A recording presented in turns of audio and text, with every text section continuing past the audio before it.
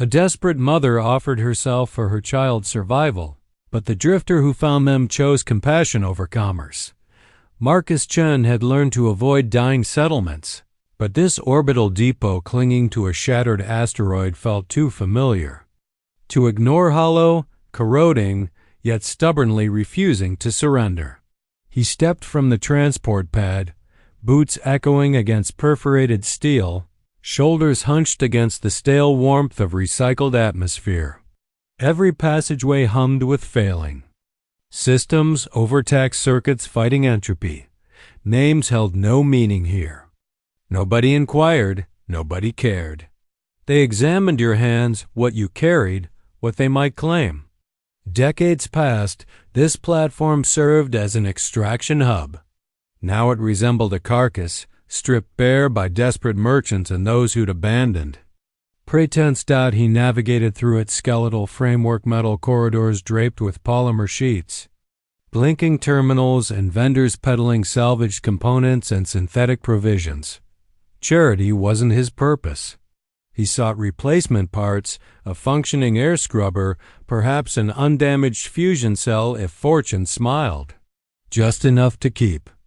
The wanderer operational until he found somewhere more remote, more silent, more empty. Somewhere without echoes, but destiny, as always, presented alternatives. Undocumented cargo, a seller whispered from behind grimy plastic curtains, eyes darting toward Marcus's weathered jacket. Species neutral, if that interests you. Docking Bay 7. Marcus didn't acknowledge him, didn't respond. He should have. Continued walking. Instead, his feet turned toward Bay 7, the commotion fading behind him. His breath misted in the cooler passage, ventilation systems wheezing with age. He walked like someone uncertain whether he wanted to discover what awaited. The bay stood nearly vacant. A low drone filled the stillness, overhead strips flickering, and against the distant wall beneath that wavering blue-white illumination, he spotted her. She knelt there, slender arms encircling a child. Her skin held a gentle luminescent violet, like the gleam of deep ocean under starlight. Her lengthy silver hair cascaded in a thick braid down her spine, frayed and irregular as if hastily woven. She remained motionless, silent, regarding him with eyes that were wide, tilted, and profoundly weary. The child nestled in her embrace, small, perhaps 4, perhaps 7, possessed the same pale violet skin and silver hair, but she wasn't. Still, she stirred faintly, small hands gripping the folds of her mother's threadbare garment. Her eyes glowed amber, too large for her face, watching him. Marcus halted 2 steps away. "I possess nothing remaining," the woman said quietly, her voice marked by the soft cadence of an alien tongue, smoothed by exhaustion. "Only her. She hungers, Marcus." Remain silent. "I offer myself in exchange," she continued. "Not for gratification. Only for protection, for warmth, for nourishment, for her." He exhaled slowly, like something within had already fractured before he could resist. "What did they call you?" he asked. A flicker of surprise crossed her features. "Zara." The name settled gently in the air. "It didn't belong in this place. She's yours?" he asked, nodding toward the girl. "My daughter," Zara said, tightening her grip around the child unconsciously. The girl raised her head. Her voice was soft and fragile, as though it might shatter. "In transit. If I consume too much," she whispered, "will you discard me?" Marcus felt something twist in his chest, the same quiet, cruel tug he hadn't experienced in years. He crouched down, his knees creaking. "What's her name?" he asked. "Kira," Zara replied. Marcus looked at the child and shook his head. "I don't discard people." Kira blinked, uncertain whether to believe him. Zara said nothing, but her gaze didn't. "Leave his. I'm not here to purchase anyone," Marcus said. "I have provisions, heat, a vessel. It's modest, but you'll be secure." Zara hesitated, as if she'd misheard him, as if the concept of security was something she'd once known and buried. "Deep, I'm not taking anything from you," he said gently. "Come with me, please." Still kneeling, she pressed her forehead to her daughter's, then rose slowly to her feet, moving like someone afraid any sudden motion might shatter the moment. Her form was too thin beneath the robe malnourished. She carried the girl as if she weighed nothing. Marcus led them out without words. He didn't look back. The wanderer sat on Dock 5 squat and patched like the man who piloted her. She wasn't beautiful, but she flew, and more importantly, she was his. He activated the ramp and waited while Zara stepped inside, eyes scanning every corner of the ship like she expected betrayal. He gestured toward the central corridor. "You'll rest in the crew quarters. Cleansing chambers there too. Towels are fresh, water's hot usually." Zara didn't answer. Her eyes were already glistening, not from tears, from adjusting to something foreign. Kindness. He moved toward the food prep area, retrieving a canister of preserved broth and reconstituted grain. He rarely cooked, but he heated it properly. Found a clean bowl, even added a pinch of salt. When he returned, Zara was sitting on the edge of the sleeping alcove, holding Kira in her lap like a shield. He set the bowl on the desk beside them. "It's safe." Kira didn't wait. She reached eagerly for the food and began to eat too quickly. She choked almost immediately, coughing hard. Zara flinched, pulling her close. "Slowly, my starlight, slowly." Marcus instinctively stepped forward, but Zara's hand came up sharp and trembling, not in threat. In protective instinct, Kira calmed, gulped air, then took slower bites. "She's fine," Marcus said. Zara nodded. Her gaze lingered on the bowl as though it were some sacred artifact. When she met his eyes again, her voice cracked. "I don't understand. Why are you doing this?" Marcus thought about answering. He thought about the girl he'd failed years ago, about the colony barrier that collapsed before he could return inside, about the silence that followed her scream. He said nothing. "Because I can," he murmured, then turned and left them alone. In the control room, he slumped into the chair and stared at the navigation display, its soft blue lights flickering over his face. Outside, the station loomed dark, broken, slowly rotating in the void. He closed his eyes, trying not to think about the two figures in the room behind him, trying not to care.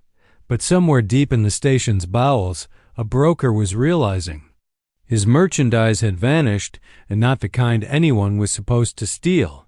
The ship's hum was steady, like a pulse beneath metal skin. Somewhere in the dark, water hissed through worn pipes. Recycled air wheezed faintly through vents, and the cold emptiness of space pressed against the hull like held breath.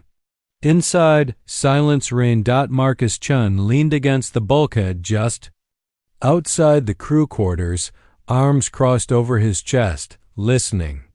Inside the room, he could hear the soft, uneven rhythm of a child's breathing, one heavier breath, one lighter.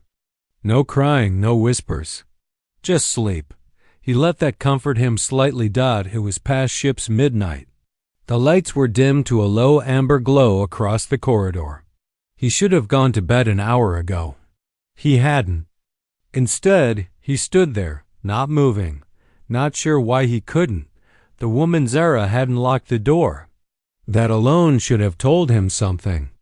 Either she trusted him already, or she was too exhausted to care if she lived or died. That thought burned. He rubbed a hand over his jaw, the stubble rasping under his palm, then turned and walked back to the galley. Bare footsteps dull against the grating, he heated a pack of protein broth. Not because he was hungry, he wasn't, but because the motion of doing something felt necessary.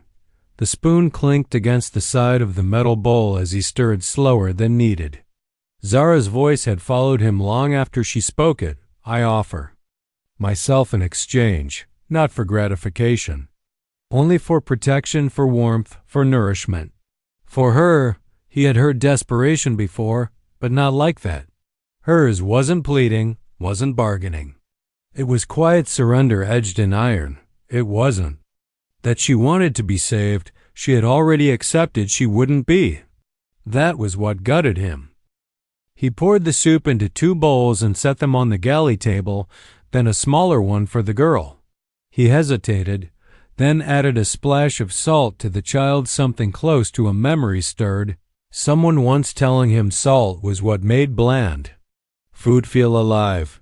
He was still staring at the steam when they came in. Zara stepped softly, her bare feet silent on the metal floor. Her long silver hair was damp, loosely twisted and falling down her back. She wore the emergency robe from the locker, tied awkwardly around her waist. It looked borrowed in every way. Her violet skin, though freshly washed, still showed signs of wear, faint bruises across her forearms, a healing scratch under her collarbone. She stood in the doorway, like a guest who hadn't yet been told she was allowed to stay. Beside her was the child, Kira. She clung to the folds of Zara's robe but didn't hide. Her amber eyes scanned the room with careful interest. She looked better already, still thin, still pale, but her movements weren't so sluggish. She sniffed the air and blinked at the bowls on the table. Marcus stepped back and nodded toward the seats. "It's not much, but it's hot." Zara said nothing but led Kira forward.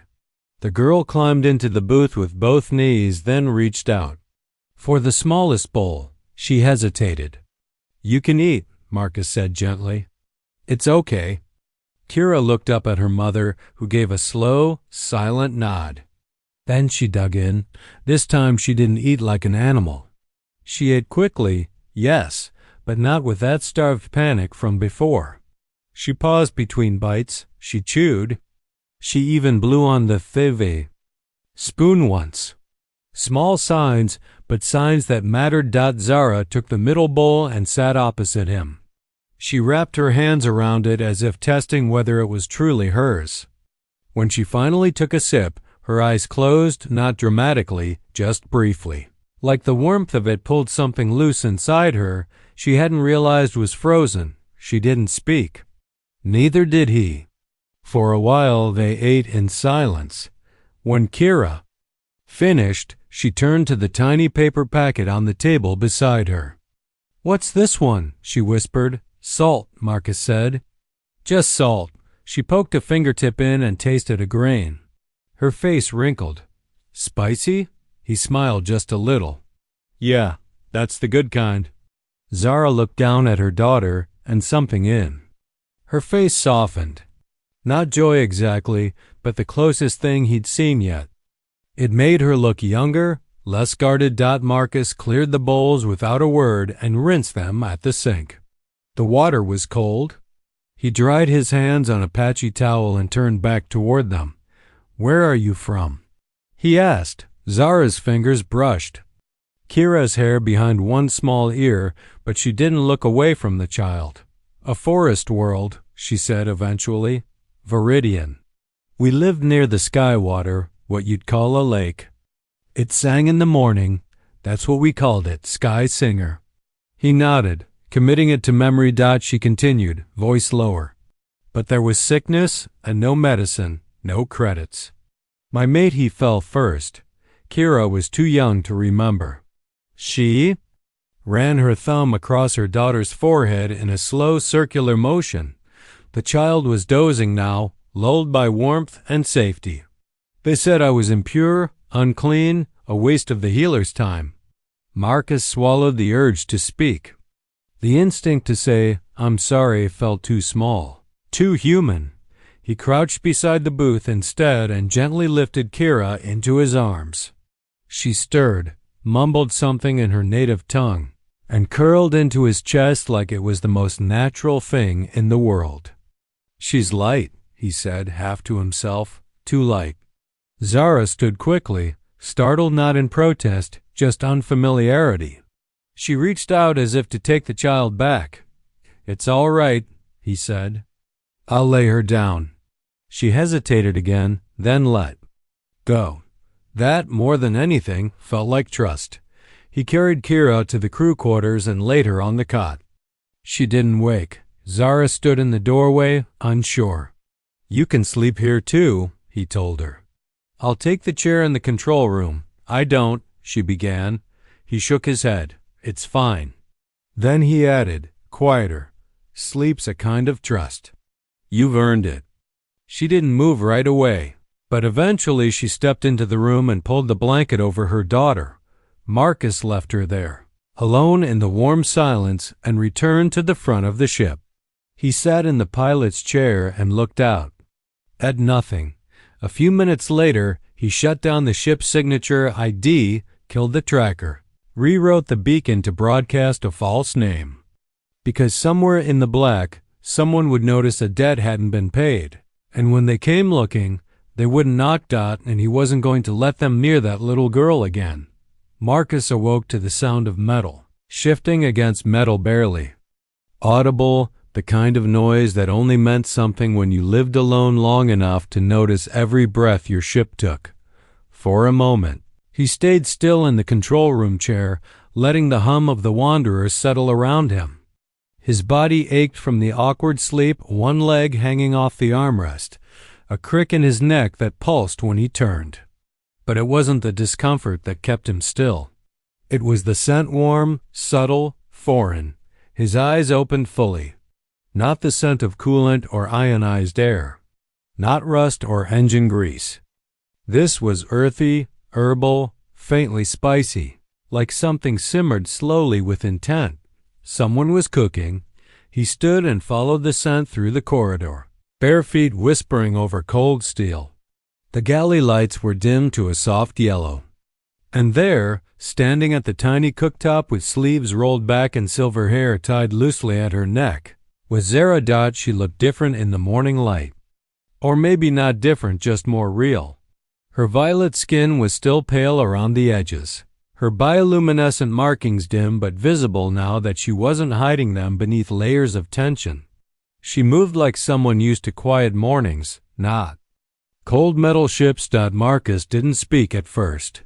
He watched her stir something in a small pot she must have scavenged from the ship's cabinets. She had found the root paste, added broth, and somehow spiced it. He wasn't sure how he hadn't stocked spices in years. Maybe she'd brought them with her, tucked somewhere among what little she owned. "You didn't have to do that," he said finally. She didn't startle. "I know. But you fed us, and I remember how to cook." He stepped closer, arms loose at his sides. "Where'd you find flavor in a place like this?" She reached into the pocket of her robe and pulled out a tiny cloth pouch held closed with a braided vine thread. "Dried greens," she said, "for healing tea or food." "My people use them for both." He nodded, quietly impressed. "Smells better than anything I've made in a year." She smiled just slightly. "It's not much. It's something." The quiet stretched again, but this time it didn't feel heavy, just full.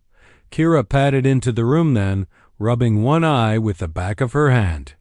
Her silver hair stuck out in all directions. She wore one of Marcus's old undershirts, knotted at the side to keep from dragging on the floor. She blinked blurrily at him. "Your chair is loud," she whispered. He blinked, then chuckled. "Yeah, sorry about that." She climbed onto the booth bench without prompting, folding her legs under her. Zara handed her a small wooden spoon and kissed the top of her head before returning to the pot. "Did you sleep all right?" Marcus asked out. Kira nodded. "I dreamed about birds, ones with gold feathers. Mama says they're not real, but I saw them." Marcus leaned on the table, elbows resting beside her. "Maybe they're real somewhere." Zara brought the pot over and poured the stew into 3 cups. Kira took hers with both hands, balancing it carefully like it might disappear if she let go. They ate slowly. The warmth seeped into Marcus's chest, not just from the food, but from the quiet, the rhythm, the normalcy. 3 people sharing breakfast. It shouldn't have meant so much, but it did.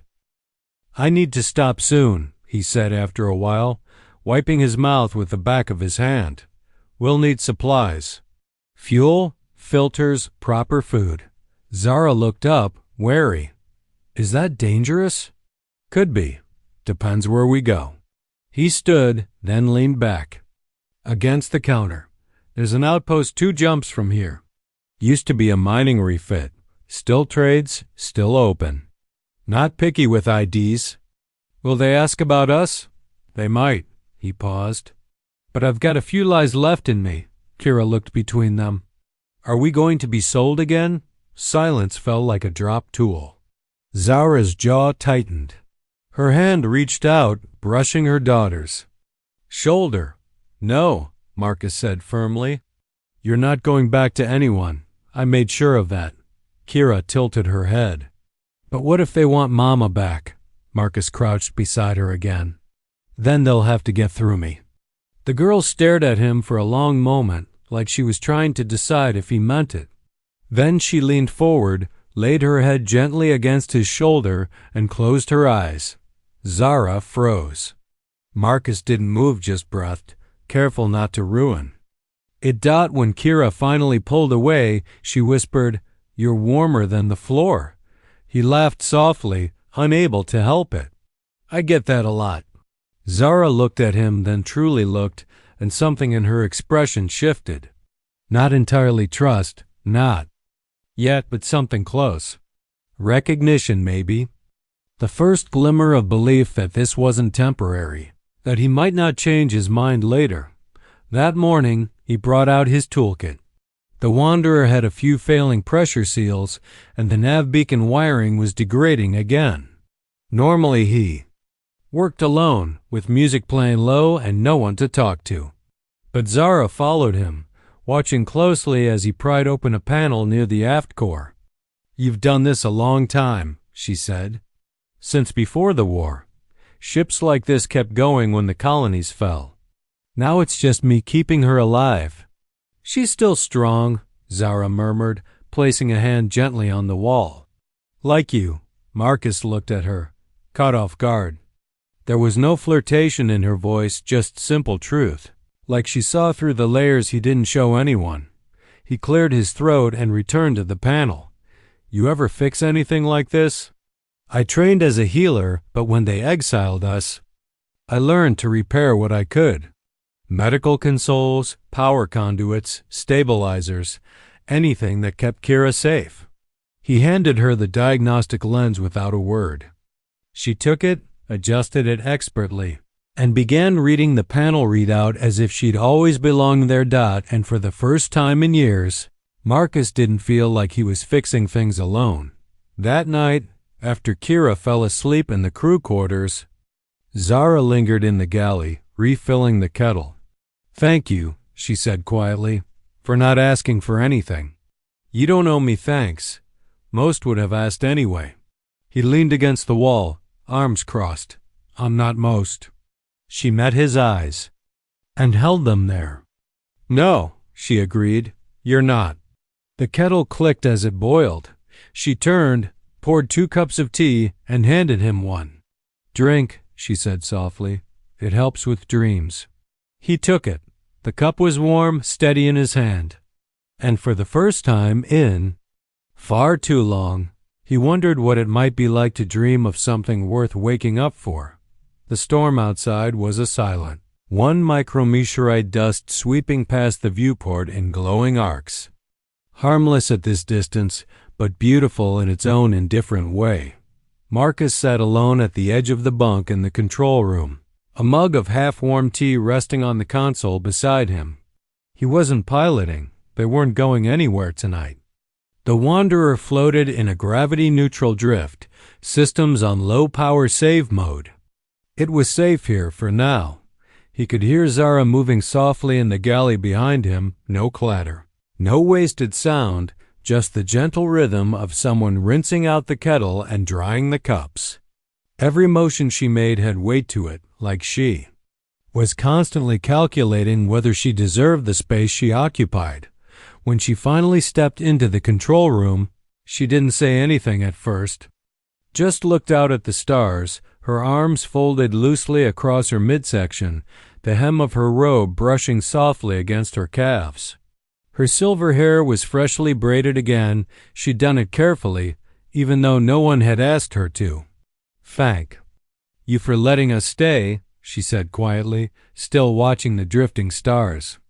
"I know you didn't plan for this." Marcus shook his head, his voice low. "I stopped planning things a long time ago." She glanced at him. "Why?" He hesitated, then gave a small shrug. "Because nothing went the way it should have. Because I thought I could hold everything together and watched it fall anyway." Zara didn't speak. She sat down across from him, hands resting in her lap. Her face was calm, but there was something bracing in her posture, like she'd finally decided to speak words. She'd carried too long. "Kira's father," she began, her voice steady but quiet, "was called Davin. We grew up together in the same forest ring under the same canopy of light vines. I was studying to be a medicine watcher, and he was already working the high harvest. He used to bring me flowers he wasn't supposed to pick, just to see me smile." Marcus stayed silent. He didn't need to guide her. The words were already coming. "When the sickness came through Viridian, it started near the southern pool's contaminated filtration stones. No one noticed at first. Just fatigue, sore lungs, then breathlessness, then bleeding. We had no medicine strong enough." Her gaze drifted down to her hands. "He got it before me. Tried to hide it, said it was just exhaustion. We had just found out I was carrying Kira. He was afraid to admit he was sick in case they took him from me." Marcus's throat tightened, but he didn't interrupt. "I tried everything I knew, roots, vapor soaks, heat therapy. But we weren't allowed the stronger treatments. Only the high families had access. By the time I brought him to the healers, they refused to touch him. Said we were untouchables, said my pregnancy had come outside tribe approval, that I was impure." She stopped, her jaw flexing as she swallowed hard. "I watched him die in our bed, struggling to breathe. He begged me not to cry. He didn't want Kira to hear." A silence settled so complete that the ship itself seemed to hush. "After that," she continued, "I was banished. Told I had shamed my family by carrying a child unbonded. No one would give us food, no one would treat me. I was not even an outcast. I was unseen." Marcus felt something sharp move behind his ribs. "That's when I left the forest. Took whatever work I could patch healing for smugglers, sleeping in cargo bays with my daughter curled on my chest. But when she got sick, really sick, I didn't have enough. She wouldn't eat, she couldn't breathe right in the cold. I tried to barter, but no one trades for nothing. So I did what was left." She turned her face slightly, the bioluminescent markings along her temple dimming again. "I offered myself." Marcus exhaled through his nose, long and controlled. "Not because you were weak," he said, his voice firmer than he expected. "Because you were the strongest person in the room." Zara looked at him then, her eyes shining but no tears falling. She'd cried all she had long ago. "I hated myself," she admitted, "but I hated more the thought of watching her die like he did. Alone, cold." "She won't," Marcus said. "Not here. Not while I'm breathing." It wasn't a promise made from pride. It was quiet, matter of fact. The way you stated your name or what you'd already decided. Zara's gaze softened, and she shifted slightly forward, resting her elbows on her knees. "And you?" she asked. "What fell apart for you?" Marcus looked out the viewport. The stars shimmered like scattered glass. "There was a colony outpost," he said. 10 years ago, civilian. I was there with a maintenance team off duty. A shuttle. Hangar collapsed, structural fatigue. Someone cut corners." He rubbed the back of his neck, remembering. "A little girl got pinned under debris, just a few feet from me. I tried to get to her, but by the time I did, it was too late. Her lungs were crushed. She didn't even cry, just looked at me like she wanted me to lie and say it would be okay. Zara didn't speak. She didn't need to. I couldn't save her, he continued, but her face stayed with me. Every time I tried to sleep, every time I passed by a kid with that same look of hope in their eyes. He took a long sip from his tea, then set it down with quiet finality. When I saw Kira reaching out, asking if she'd be thrown away, something broke open, or maybe something finally started to heal. The words hung between them, honest and raw. Not weapons, not wounds. Just truth laid bare. Kira stirred in the other room. Then, her small voice calling out softly, not in fear, just instinct. Zara rose without hesitation, stepping toward the crew quarters. She paused in the doorway and looked back. "Thank you for telling me," she said. "You deserve to know," he replied. A faint smile flickered at her lips, one not worn like armor, but like the edge of a new beginning dot. As she vanished down the corridor, Marcus sat back in the quiet. Outside, the meteor dust continued to drift, and inside, for the first time in a long time, the silence didn't feel hollow. The Wanderer was too quiet, no warnings, no immediate alarms, just the faint, unnatural pulse on the nav console. A soft repeating echo in the background noise. Marcus leaned closer, adjusting the scan filters. There it was, a masked signal. Faint, but too consistent to be debris, too slow to be automated drift telemetry. Someone was scanning deliberately. Hunting. His hand hovered above the manual jump. Override, not yet. He shut the display down and moved fast through the corridor. The low hum of the ship's life systems buzzed in his teeth as he approached the galley. Zara was standing at the counter, her back to him, stirring a pot slowly. Her movements were fluid, but her posture was always alert, even when she tried to relax. She never quite did. Kira sat at the bench, coloring on a square of scrap metal. With a stylus, her hair wild and soft around her face. Marcus didn't bother softening the words. "We've been scanned," Zara turned sharply. "Consortium?" He nodded. "It's not military, not official, but clean. Someone's tracking heat signatures, maybe biotrace. My guess, it's narco." She stilled, then placed the ladle down with deliberate control. Her voice stayed calm. "They always come back, even if the sail was buried." Kira looked up, sensing the shift. "Are we running again?" Marcus crouched beside her. "We're not running. We're preparing." "Preparing to run," she corrected softly. He didn't answer. "We'll need to bleed heat," Zara said behind him. "Redirect venting through the external ports. I can rewire the shield matrix." "Do it," Marcus said. "I'll kill the nav history and scrub the last beacon ping." He turned, then paused. "Zara, if they get close enough, they won't ask questions." "They never do," she replied, and just like that, the rhythm changed. Within minutes, the Wanderer's inner systems were reconfigured for a cold drift.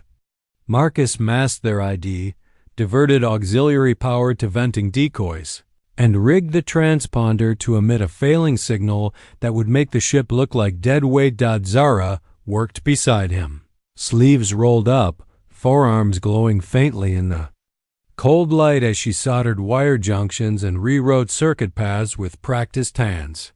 She didn't ask what went wrong. She didn't look afraid, just focused. Kira didn't stay idle. She fetched tools, held lights, sat still when told. Her silence wasn't fear anymore, it was discipline. She'd been through this before, too many times. Marcus tried not to think about what that meant. He slid under a panel near the main relay node and rewired the nav beacon, isolating the last ping signature. When he finished, he crawled out and met Zara's eyes. "They'll track you through more than just movement," she said. "You said the sail wasn't public, but someone tagged you." Zara wiped her hands, then sat beside the open panel. For the first time, her voice didn't hide behind caution. When Davin died, she said quietly, there was no food left in our sector. Our forest was dying. I begged a passing cargo trader for passage off-world just for Kira and me. She paused, her gaze distant now. He offered a contract. Said it was standard refugee process. I didn't know the language well. He said it was labor in exchange for shelter and medicine. I signed. Marcus was still. Later, she said, he changed the terms. Said I owed double, then triple. He brought me to Narcosport, put a chip in my coat lining. They processed me as freight, no trial, no record, just a shipment code. Marcus's jaw tightened. I escaped when a handler tried to touch her, she added, glancing toward Kira. I stabbed him with a broken syringe and fled into the docks. You were the first face after that. She didn't cry. She didn't need to. Marcus stood and walked to the helm. The nav screen now showed ghost static, no traceable route, no heat trail. Good. We're making a jump, he said. Prel station. It's not on consortium charts, no formal docking, no customs. It's where ships go to disappear. Will it be enough? She asked. He turned to look at her. It has to be. Kira tugged his sleeve, her voice small. Do I have to change my name? He crouched. Only if you want to. She thought for a moment, then shook her head. I like who I am, Marcus smiled. Then we'll protect that. He fired the jump. Outside, space warped. Inside, gravity rippled and pressed briefly against them, then settled. They drifted for a while in the silence after long enough for the systems to cool, long enough for Marcus to feel the edge of his pulse again. Zara brought him tea, steeped from her personal pouch of herbs. The scent was calming and earthy. She didn't speak as she handed it over, she just sat. She thinks you're home, Zara said finally, voice soft. I'm a broken ship and a patched coat, he replied. She doesn't care. He looked at her. Do you? The wanderer drifted through the quiet space beyond the jump, wrapped in a field of cold stars. No alarms, no signals, just silence. Inside, the air was warmer than the dark around them, but not by much. Marcus stood in the galley, sleeves pushed. Up, wiping condensation from the coolant panel near the bulkhead. The ship systems were recovering slowly after the jump, more slowly than he liked, but they were holding. Zara entered without a word. She moved like part of the ship, now silent, sure-footed, sensing every tremor in the floor plating. Kira padded behind her, clinging to a blanket, her hair mussed and eyes puffy with sleep, but peaceful. They'd slept not because they felt safe, but because exhaustion had finally let them. Zara set a folded shirt on the narrow shelf beside the crew quarters, her movements precise, almost ceremonial. Kira crawled into the blanket nest Marcus had built between the crash seats, curled in on herself, and was asleep again in seconds. She calls you warm, Zara said quietly. Not strong, not brave, just warm. Marcus looked at her, unsure what to say. I think, she went on, she's starting to learn what comfort means. He felt it then low in his chest. Not pain, not joy exactly, but weight. Solid and grounding, like his ribs were made of stone now, and he was finally standing on real ground. Zara laid down the shirt and sat beside it. When I was still in the forest before everything fell apart, Davin used to say something. He believed safety wasn't a place. It was a person. Marcus swallowed. He sounds like a good man. He was. Her voice didn't break, but it frayed around the edges. But he died alone, and I couldn't stop it. She looked down at her hands, then stood and stepped closer. That wasn't your fault, he said gently. I know that now, she replied. But it took losing everything to believe it. She drew a deep breath, her voice steady now. You stopped me from dying the same way.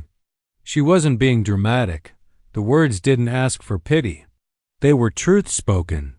With the quiet finality of someone who'd held death close and recognized the shape of mercy, the air between them shifted.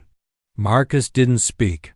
He reached out slowly, not taking her hand, just resting his own nearby, palm up, offering nothing more than presence. Zara's fingers moved, deliberate and cautious, and slid into his. It wasn't a kiss, not yet, but it was something unmistakable, a reply. That night, the storm hit. A radiation wave from a nearby gas giant slammed into their orbital path, frying half the station's long-range systems and throwing the Wanderer into emergency mode. Lights flickered, the gravity field fluctuated. Heat levels dropped faster than expected. The ship groaned as the shields compensated. Kira screamed once from the crew quarters. Marcus grabbed the emergency blankets, rushed back through the corridor, and found Zara already there kneeling, arms wrapped tightly around her daughter, whispering soft lullabies in a language he didn't recognize. Her voice barely rose above breath, but the melody wound through the dark like something ancient, made of wood smoke and river mist. He dropped to his knees beside them, wrapped the blanket around all three of them. Kira reached for his wrist, gripping it tightly. Her hand trembled. "She's scared," Zara whispered. "So am I," he said just as softly. They stayed like that, pressed together on the cold metal floor, the ship humming low around them. Kira calmed slowly, her face tucked into Zara's chest, her small fingers clutching at the fold of Marcus's jacket. She didn't cry again. "She calls you Papa now," Zara said after a while, her voice so faint he almost missed it. Marcus stared down at the girl's hand. "I don't mind," he said. A long breath passed between them. "Do you?" he asked Dot. She shook her head slowly. "I think." She hesitated, then said, "I think I wish I'd met you before I forgot what kindness felt like." He turned his head to her. She was watching him, not afraid, not hiding. Her shoulders relaxed for the first time, the bioluminescent markings along her temples flickering back to life in soft pulses of pale violet. "You didn't forget," he said. "You just never had a safe place to show it." Her head tilted slightly. Then, wordlessly, she leaned into him. Her forehead brushed his shoulder, and he let it stay there. Outside, the storm rattled against the hull. Inside, three souls sat on cold steel, wrapped in warmth that couldn't be measured in degrees. The Wanderer trembled. The dark held fast. But inside that tiny pocket of metal, they were no longer alone. And that, for the first time in too many years, was enough. The Wanderer touched down with a low metallic groan that vibrated through the floor. Docking clamps locked into place one by one, each sounding like a final note in a long, unfinished song. The lights above flickered in time with the aging grid prel, station's way of saying welcome without warmth. They'd made it. Marcus stood in the open hatch, eyes sweeping the landing bay. It wasn't much concrete, scarred by heat scoring. A broken loader droid rusted in one corner, its optical sensors long dead. The entire place smelled of metal, ozone, and abandonment. But it was quiet, and that, for now, meant safety. Kira came down the ramp first, her small boots tapping the metal grate as she walked out into the open. She paused and tilted her head, letting the artificial sunlight from the overhead grid bathe her face in pale gold. "It's warm," she said, barely above a whisper. Marcus followed her down, one hand resting lightly on the grip of his tool belt, not for show, just habit. "It's fake," he told her. "Programmed light. No sun, no sky." "I like it anyway," she said. "It feels like morning." Behind them, Zara emerged slowly, one arm wrapped around a canvas bag slung over her shoulder. Her silver hair was tied back again, but loose strands curled around her face, and for once she didn't fix them. Her gaze met Marcus's briefly. Something unspoken passed between them. Acknowledgement, maybe, or relief that hadn't found words. Yet, they moved quietly through the hangar, passing a wall of silent ships, some derelict, some still alive, most forgotten. The berth Marcus had rented was deep in the lower decks, no traffic, no questions, just a few power hookups and a rusted blast door that still obeyed old security codes. Once inside, they took stock. The air was breathable, the water recycler worked, the lights buzzed but held. It would do. Marcus checked the seals along the hatch, double-locked the manual override, and ran a quick diagnostic on external motion sensors. All clear, no pings, no patrols, no consortium signal sniffers. At least for now. He turned to find Zara unpacking the few belongings they had onto a shelf, 2 folded shirts, a coil of wire, a dull knife, a drawing Kira had made of a ship with wings shaped like a bird. Kira herself was in the corner, dragging a crate toward the wall. "What are you doing?" Marcus asked. "Making my nest," she said matter-of-factly. "Ships don't have bedrooms, so I make nests." He crouched beside her. "Need help?" She nodded once. Together they arranged the blankets just so, stacking them over. Layers of old maintenance tarps. She set her doll, a small twisted bundle of cloth and wire, on top like it was a guardian. Then she turned to him, amber eyes wide and serious. "Can I ask you something?" "Of course." "If someone came," she said slowly, "like someone bad, and they said they wanted to take me, what would you do?" "I wouldn't let them," he answered without hesitation. "But what if they were bigger than you?" He leaned in. "Then I'd build something bigger than them." She was quiet for a moment, then climbed onto his knee and wrapped her arms around his neck. "Can I call you Papa all the time now?" she whispered. He didn't move, didn't speak for a moment.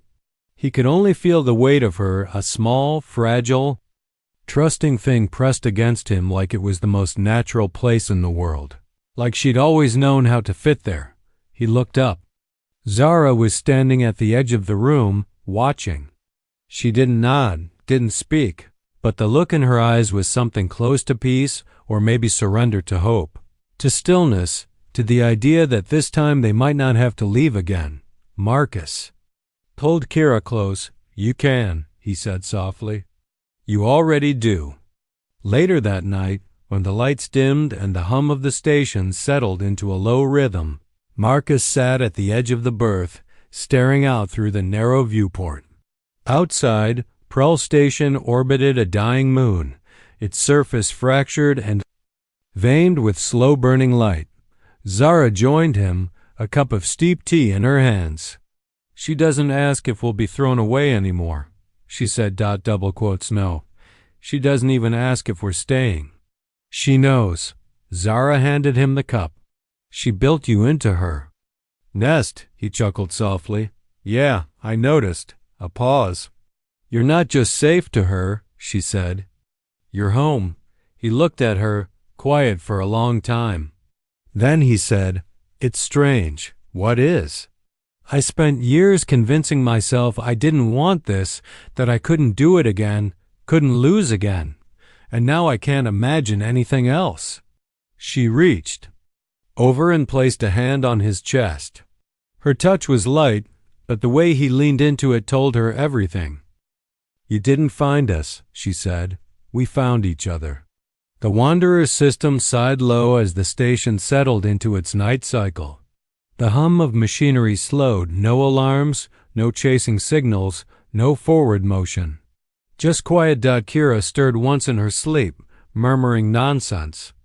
Marcus didn't move from his spot beside Zara. Her head came to rest on his shoulder, her fingers slipped into his without words. No declarations, no promises. Just warmth. And that was enough. The morning came slow, like it had nothing better to do. Soft light filtered through the old viewport slats, slicing across the inside of the berth in dusty gold. It wasn't sunlight, not really, but the station's artificial morning cycle had improved since Marcus patched the old timing relay 2 days ago. The room warmed gently, carrying the illusion of dawn. And in the middle of it all, wrapped in a blanket that had seen too many refueling stops, Kira lay curled up, her hands sticking out toward the edge of the floor.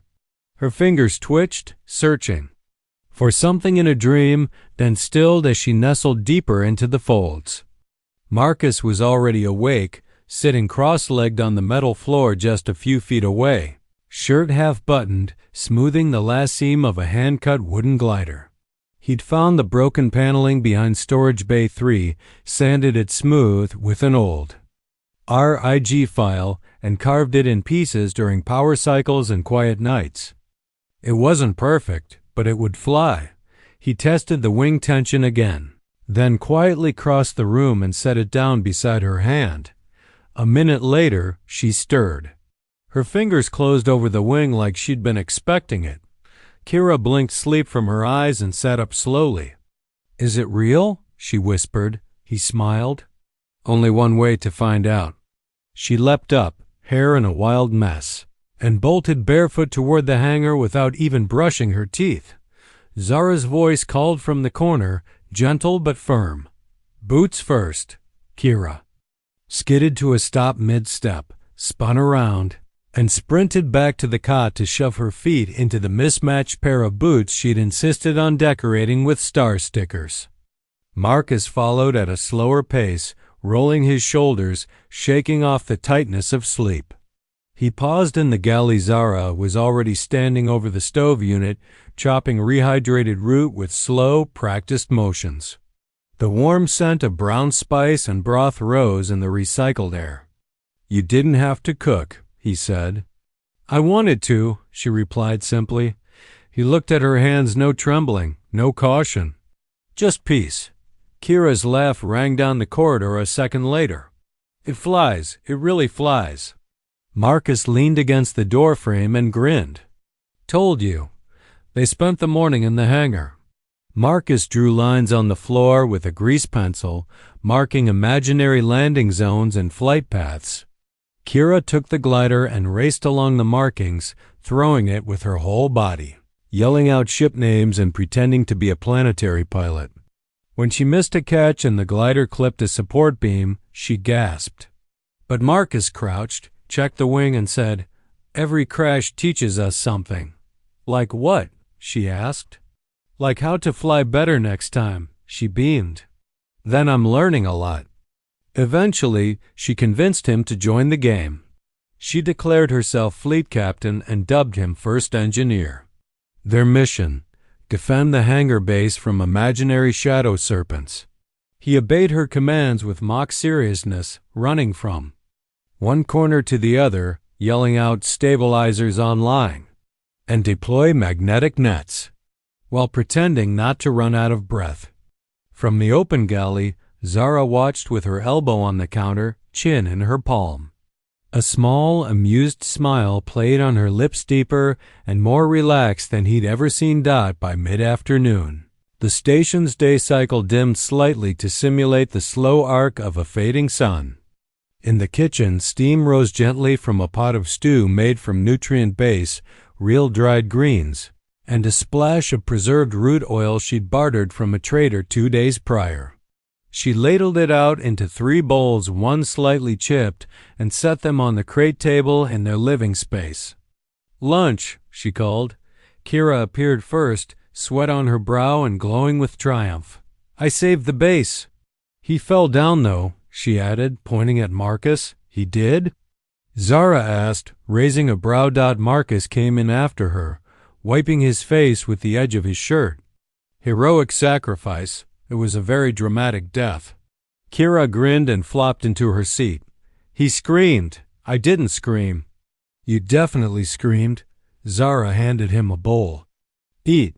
Save your voice for the next battle." They ate in silence for a few minutes. Good silence, the kind filled with soft slurps, the clink of spoon against bowl, and the occasional low hum of a ship passing somewhere outside the berth wall. After the second serving, Kira crawled into Zara's lap and nuzzled into her shoulder. "I'm not tired," she mumbled. "You don't have to be," Zara whispered, stroking her back. Marcus stood to clean the bowls but paused in the doorway.